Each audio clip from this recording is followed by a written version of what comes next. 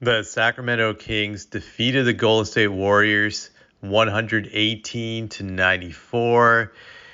They officially ended the Warriors season. So now the Warriors are out of the playoff hunt for good. They'll just move on this summer to rebuild their team. I guess that's what you had to think about this, since they weren't clearly good enough to get to the playoffs. They're going to have to consider some rebuilding options. This team wasn't a championship team from start to finish this year.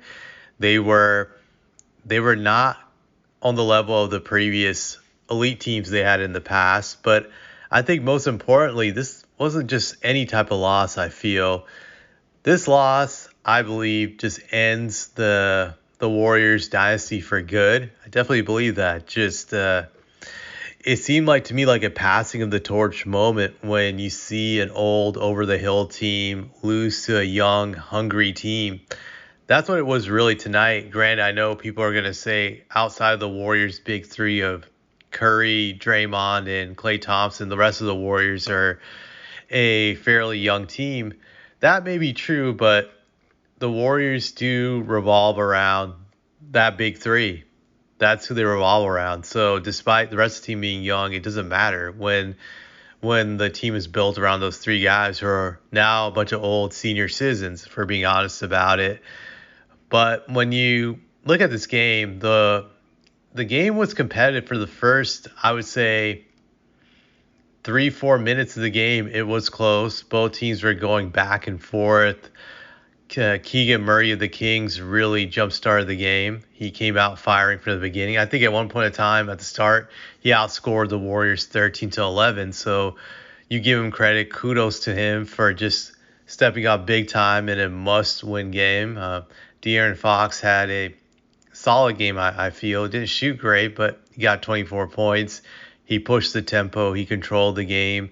Sabonis was good to solid, I would say. 16 points, 12 rebounds, 7 assists, 2 steals, 1 block, on 50% shooting overall from the field.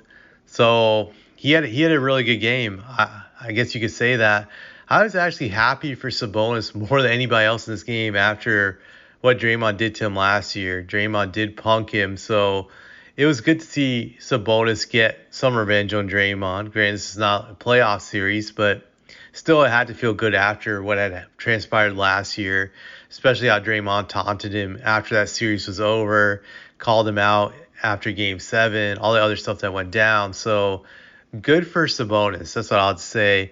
What really stood out to me in this game was how poor Klay Thompson was. He was really horrible in this game. You could have picked up a pedestrian from the street and they would have done better than Klay. Heck, I could have played in tonight's game and made more of an impact than Klay did. Klay was god awful, as they would say. He had 0 points on 0 for 10 shooting, 0 of 6 overall from 3. So this guy was pretty much non-existent. He was just completely washed in this game. From this point forward, I don't think Klay will ever be a legit NBA starter again. Now, he has to make some tough decisions this summer of where he wants to play. To be honest, his best situation would be going to a playoff team where he can come off the bench and there's no real pressure to perform. Maybe the Warriors will bring him back, but I think Klay will measure all his options and see who offers him the most money.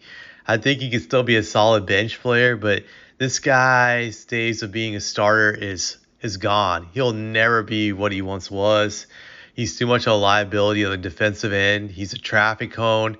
And what good is a traffic cone if he can't even score? He was a traffic cone on both ends of the court tonight. So terrible look for him, but it's a sign that he's old and washed.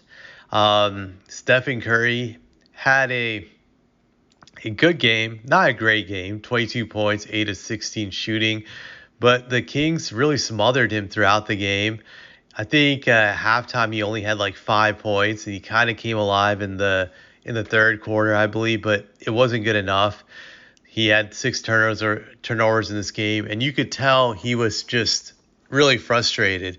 He could just never dial it in and give a superstar performance like he did last year in that game 7 when he had 50. They were just prepared for him this time around. But I think that's the sign of things to come for him too now. Just you're not going to see him being able to take over games just by sheer will like he did in the past in his prime.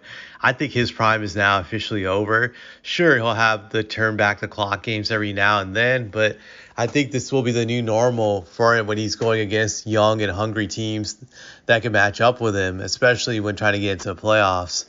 That's going to be another issue for him. Draymond, as I call him, Dre Dummy, actually had a good game. I have to be honest, 12 points, 6 assists, 2 steals. Granted, his rebounding wasn't good, but I'll give him credit. He shot 4 of 8 overall from the field, 2 for 4.